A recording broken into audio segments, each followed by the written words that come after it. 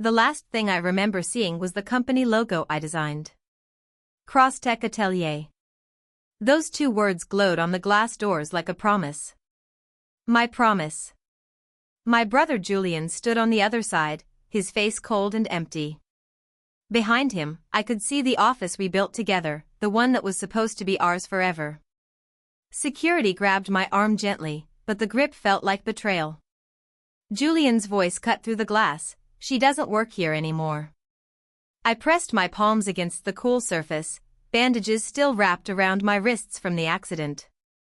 Weeks ago, a delivery truck hit my car. The windshield shattered. My eyes filled with glass. Now everything was darkness. I was still healing, still learning to walk with this new blindness, and my own brother was throwing me out. That's when I understood something important. The accident had only made me physically blind. But Julian? He'd been blind to loyalty all along. The accident happened on a Tuesday. I remember that because Tuesdays were always slow at the office. I was picking up supplies for a client presentation when the truck ran the red light. Everything after that was pain and confusion. I woke up in the hospital with bandages covering my eyes and my mother's voice crying somewhere near my bed. The doctors used words like optic nerve damage and possible recovery and "we'll have to wait and see." But I understood what they meant. I couldn't see anymore. Not today. Maybe not ever. My parents were still alive then. They held my hands and promised everything would be okay. They promised Julian would take care of me. They promised the company would wait for me to heal. My parents made promises they couldn't keep because they died in their sleep 3 months later. A blood clot that no one saw coming. After that, everything changed. Julian was all I had left. I thought that would make him more protective. Instead, it made him hungrier. The first few weeks after the accident, Julian visited me every day. He brought flowers, read me the news, told me funny stories about clients and employees. He held my hand and said, "Don't worry, Amelia. I've got this. I've got you." I believed him completely. I had no reason not to. We'd always been close, even with our 5-year age difference. When our parents died, he was the one who helped me through it. He was the one who pushed me to keep building the company instead of falling apart. So when he sat beside my hospital bed and promised he'd run everything while I recovered, I felt grateful. I felt safe. I didn't know that safety was just another word for trap. The day I came home from the hospital, I asked him about my office. He was quiet for a moment. Then he said, "Let's talk about that when you're stronger." A week later, I asked again. This time he said I needed to focus on healing, not work. 2 weeks later, I called the office. The receptionist didn't know who I was. My name had been removed from the system. I found out through whispers. That's the worst part about losing your sight, people think you can't hear them anymore. Someone would visit, feel uncomfortable around the blind girl, and then forget I was listening. They'd talk in low voices about how sad it was. How Julian was so brave, taking over. How brave he was, keeping the company going while his poor sister recovered. Brave. The word made my stomach hurt. I started calling the office more deliberately. I'd ask for specific clients, people I knew. Every single one had been transferred to Julian's direct management. Every contract I'd brought in was now his. Every project I'd pitched was now his accomplishment. One day, Naomi called. She was my assistant, more than that, she was my best friend. "Amelia," she said quietly, "you need to know what's happening here." She told me everything. Julian was presenting my old designs as his own work. He was taking credit for pitches I'd spent months developing.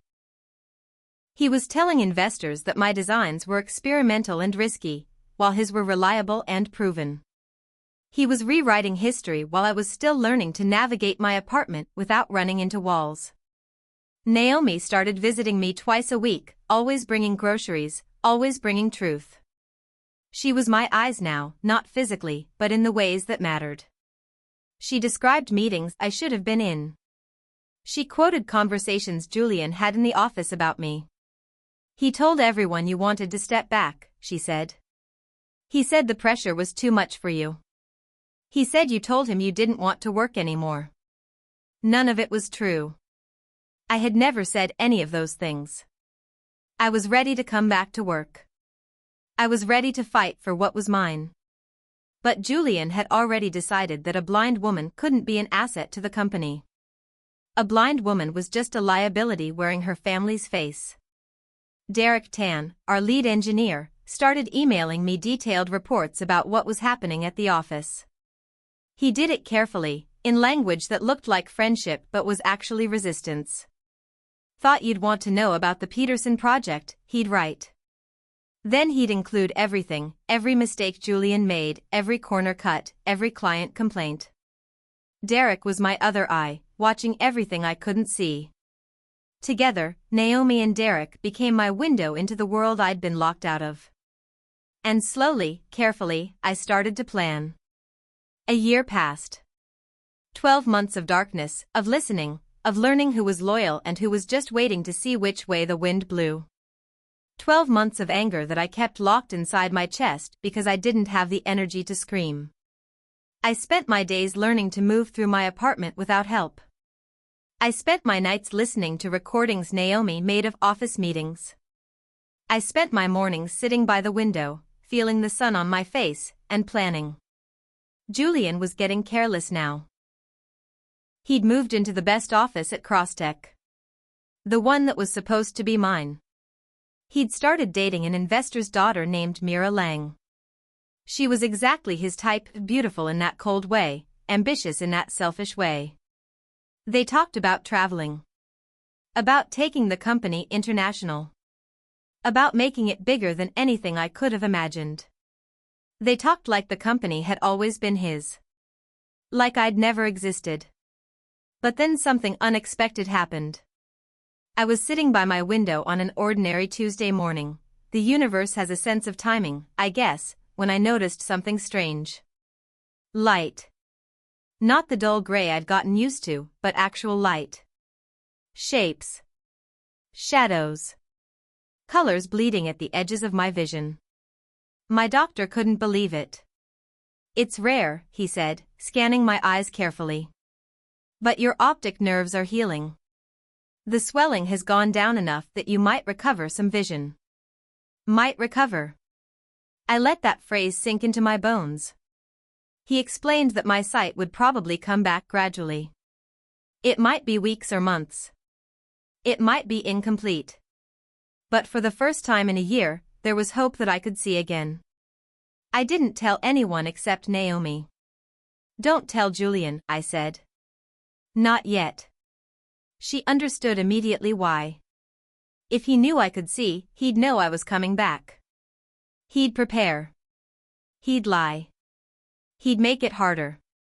But if I waited, if I let him think I was still blind and helpless, I could see everything he'd done while he thought I wasn't watching. The irony wasn't lost on me. The blindness he'd used as a weapon against me would become my greatest advantage. For weeks, I walked around my apartment with dark glasses and a white cane. I let people think I was still trapped in darkness. But behind those glasses, my vision was slowly clearing. Shapes became sharper. Colors became brighter. The world was coming back into focus. And I could finally see exactly what my brother had taken from me. With Naomi's help, I rented a small office space under a different name. Nova Mira Industries. I chose that name deliberately. Nova means new light. Mira was inspired by my brother, a reminder that sometimes the people who hurt us teach us the most important lessons. Derek quietly started working with me after his regular hours. We were rebuilding my designs. Improving them. Making them into something even better than what Julian was stealing. Every evening, I'd walk past Crosstech's building with my dark glasses and cane, pretending to be the broken sister everyone thought I was. I could see Julian through the lobby glass now. Laughing too loud. wearing confidence like armor. It hurt to see him like that. It hurt more to know that armor was made from my work, my ideas, my dreams. But seeing him also made me certain I was doing the right thing. The clients were starting to find me. Naomi had connections. She knew people. Slowly, mysteriously, rumors started spreading about a new design company. Anonymous. Talented. Ethical. There's this mysterious designer who never meets anyone face to face, people would whisper. But her work is incredible. That was me. That was my revenge beginning to take shape. 3 months into running Nova Mira, I landed my first major client. It was a renewable energy company looking for sustainable design solutions. When I read their requirements, I smiled. This was exactly the kind of project Crosstech used to pursue, before Julian turned it into something shallow and profit-focused. I designed something revolutionary. Not just beautiful, but functional. Not just impressive, but honest. The client loved it immediately. They gave me a second contract. Then a third. Meanwhile, back at Crosstech, things were falling apart. Naomi sent me updates. Investors were getting nervous. Projects were delayed. The staff was leaving because Julian didn't value them the way I did. I'd always believed that the people who work for you are as important as the clients. Julian believed they were replaceable. Slowly, quietly, I was offering positions to the best people from Crosstech. The ones who remembered what the company used to mean. The ones who missed working with integrity. By the time Crosstech really started to crack, I had already stolen its soul. The government tender came up. It was massive, an international project that could save a struggling company or destroy it if executed poorly. Crosstech bid on it. So did Nova Mira, secretly. What Julian didn't know was that the government was already suspicious of Crosstech. They'd heard rumors. Questions had been asked. They wanted to see if there was a better option. There was. Crosstech's prototype malfunctioned during the official demonstration. In front of government officials. In front of investors. In front of everyone who mattered. The design was mine. The one Julian had stolen. And he'd implemented it carelessly, without understanding the foundation I'd built. When it failed, he didn't just lose that tender. He lost credibility.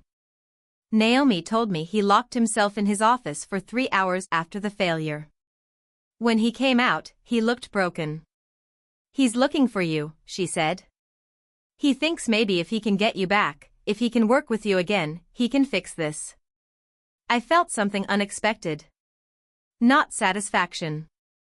Guilt. I'd wanted him to understand what he'd done. I'd wanted him to feel the pain of losing everything. But seeing him actually suffer? That was harder than I thought it would be. The company started hemorrhaging money. Contracts weren't renewed. Staff quit because they weren't getting paid. Creditors circled like sharks. Mira Lang disappeared the moment she realized Julian wasn't going to be a meal ticket anymore. She moved on to someone richer, someone more stable. Someone who hadn't betrayed his sister. Julian called me one evening. His voice was different. Smaller. Amelia, he said, I know I don't deserve to ask, but I need help. There's one more chance. One final contract. If I can deliver on this, everything else can be fixed. I listened to him explain the project. It was the renewable energy contract. The same one Nova Mira was bidding on. He didn't know that. He thought I was still sitting at home, helpless and blind, waiting for him to take care of me. I'll think about it, I told him. That night, I didn't sleep. I walked around my apartment, and for the first time in months, I let myself cry. I was about to destroy the last thing holding my brother's life together. He deserved it. I knew that.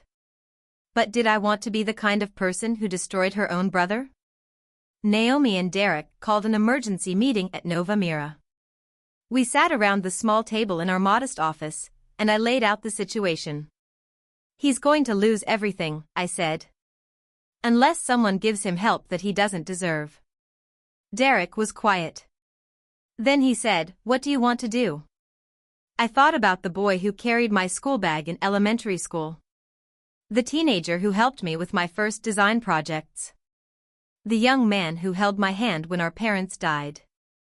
Where had that Julian gone? When did he become the man who locked his sister out of the company she built? We're going to compete against him, I decided. Fairly. He'll submit his bid. We'll submit ours. May the best design win. Naomi looked at me carefully. You could destroy him completely. You have the power to do it, Amelia. I nodded. I know. That's why I'm not going to. Destroying him won't help me. It will only make me like him.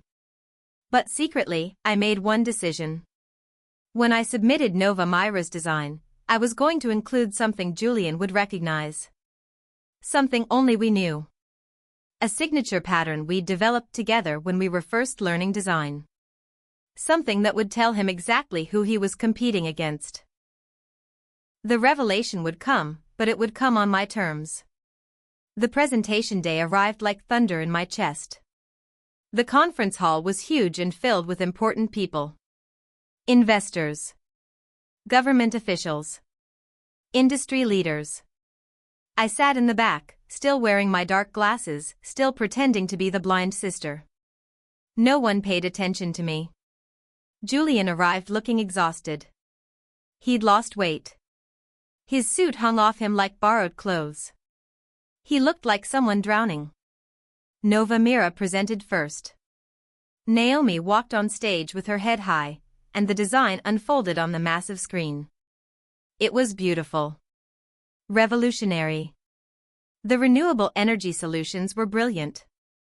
The sustainability approach was comprehensive.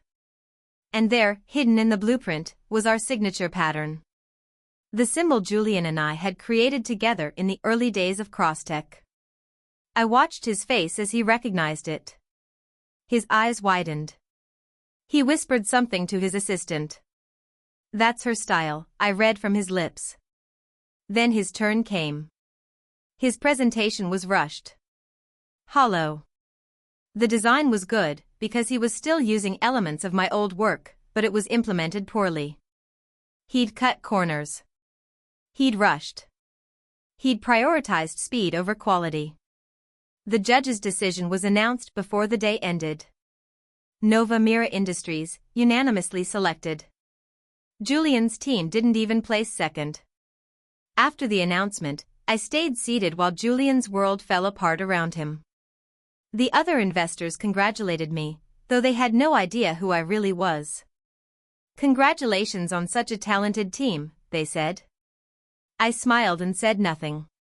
When the crowd thinned, Julian approached me directly. He didn't recognize me. I was just another person at the event wearing dark glasses. "You should have seen the designs," he said desperately. "The ones that won, they looked exactly like something my sister would create. Exactly like her style." I tilted my head and answered carefully. "Maybe the world still remembers what honesty looks like." He stared at me, confused, before walking away. I watched him go, and I felt the weight of what I'd done settle on my shoulders. I'd won. I'd beaten him. I'd proven that I was better. But the victory tasted like tears. That night, alone in my apartment, I cried harder than I had since the accident. The revenge I'd planned for so long had finally arrived. But instead of feeling free, I felt trapped in a new kind of darkness. A week later, Crosstech announced massive layoffs.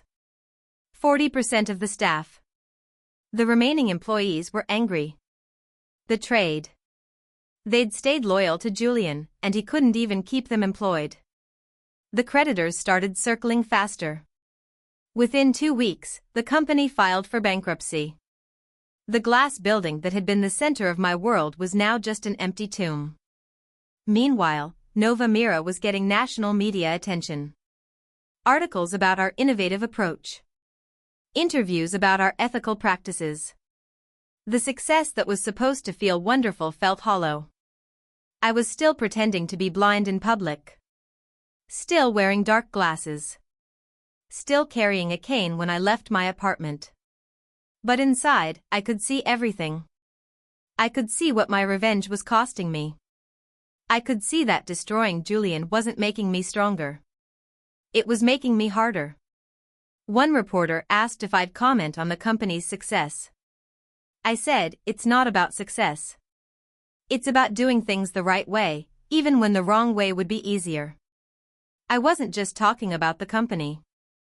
I was talking about my brother. About the choice I had in front of me. The choice to keep hurting him, or to let go. A month after Crossdeca's collapse, Julian showed up at my apartment. I hadn't given him my address.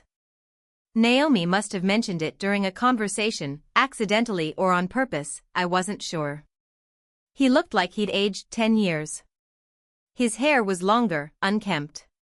His clothes were wrinkled. He'd been sleeping in his car, I found out later. I didn't know where else to go, he said when I opened the door. I let him in. We sat on opposite sides of my living room, and he told me everything. About Mira leaving. About the company failing. About losing the family home. About the shame of calling former clients and hearing them hang up. About the nights he'd spent on park benches wondering how he'd gone from success to this. I was wrong, he said. I was wrong about everything. I was jealous, Amelia. I was jealous of how people loved you. I thought if I took control, if I proved I could do it alone, I'd finally be enough. I kept my dark glasses on, hiding my eyes. But I could see him perfectly. I could see the genuine regret. The real pain. The brother I remembered underneath the broken man sitting in my living room. What would you do if you could start again? I asked. He looked up. I'd do it right, he whispered. After he left, I sat alone for hours. Naomi called later, her voice careful. Are we still going through with the reveal? She asked. The plan had always been to expose myself. To let the world know that Nova Mira Industries was run by Amelia Crossfield. That the mysterious designer was the same woman Julian had locked out. That this was all a calculated comeback. But sitting there in the silence of my apartment, I realized something important. Revenge isn't about destruction. Revenge is about closure. I could expose Julian publicly. I could humiliate him in front of everyone. I could make sure his name meant nothing in the industry. But what I really needed was for him to understand. Not for the world to see me win. For him to finally see what he'd done. I'd planned this moment for a year. I'd orchestrated every detail. Now I had to decide if I was going to follow through, or if I was going to choose something harder. Something that required more strength than revenge ever could. Yes, I told Naomi. We're going through with it. But it won't be to humiliate him. It'll be to free myself. I meant every word.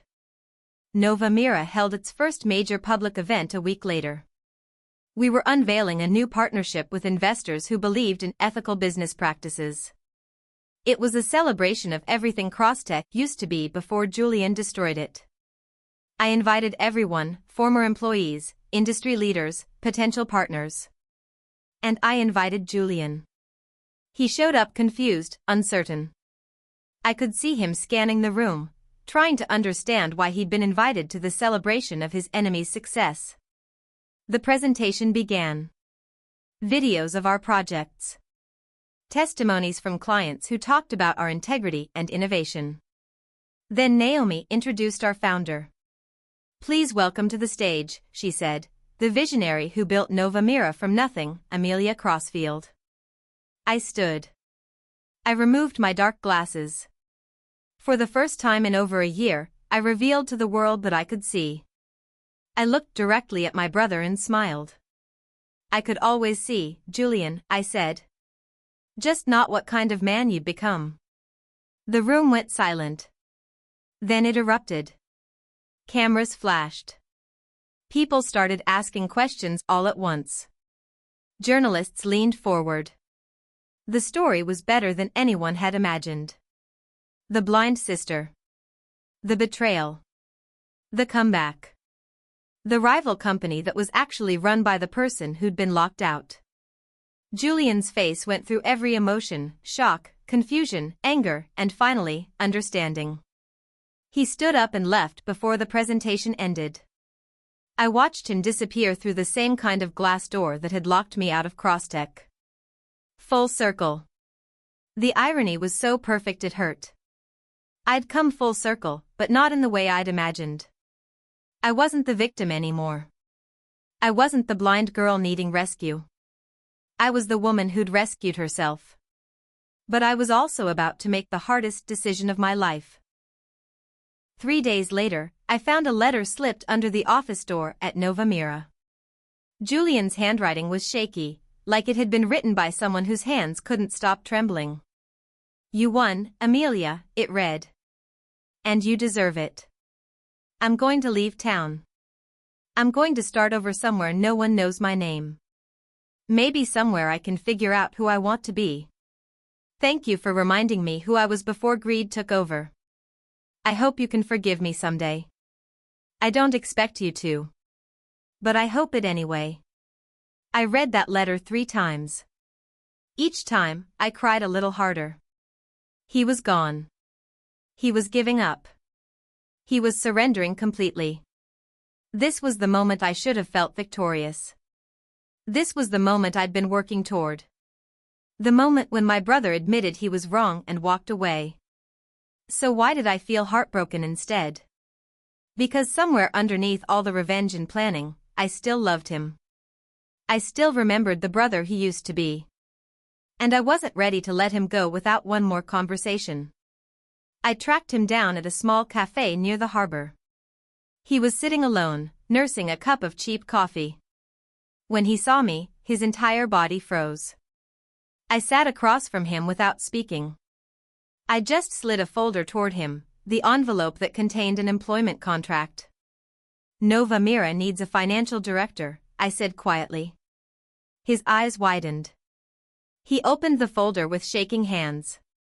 "You're kidding," he whispered. "After everything I did?" I shook my head. "On probation. Under Derek's supervision. You'll rebuild what you broke. Not for me, but for yourself." He stared at the contract like it was written in a language he didn't understand. "Why would you trust me again?" he asked. I looked at my brother, really looked at him, and I saw the moment his face changed. He understood what I was offering. It wasn't forgiveness. Not yet. It was a chance. "Because someone once trusted me enough to believe I could heal too," I answered. His shoulders started shaking. That was the first time I saw my brother cry for real. Working together again was strange. The first few weeks, he barely spoke. He double-checked every decision with Derek. He asked permission before making the smallest changes. He was a ghost of the confident man who'd thrown me out. But slowly, I started to see the change. He was staying late, working hard, learning from his mistakes. One evening, Naomi whispered, "He's trying, Amelia. I think he's really learned." I nodded. He had to lose everything to see clearly. It was ironic because that was my journey too. The accident had taken my sight, but it had given me vision. Julian had lost everything, and now he was finally seeing what mattered. We worked late one night, just the two of us in the office. He was presenting a financial analysis for one of our projects. His approach was solid. Ethical. Smart. "You're good at this," I told him. He smiled. "I learned from the best. Before I became an idiot." We laughed. It was small, but it was real. It was the first moment that felt like a real beginning instead of a revenge plot. A year later, Nova Mira was named one of the most ethical companies in the country. We received the award at a national business conference. The host asked me during the interview, "What's your biggest lesson from your journey?" I looked out at the audience. I could see Julian sitting in the third row, nodding with genuine pride. Not pride in me winning. Pride in Nova Mira being everything it was supposed to be.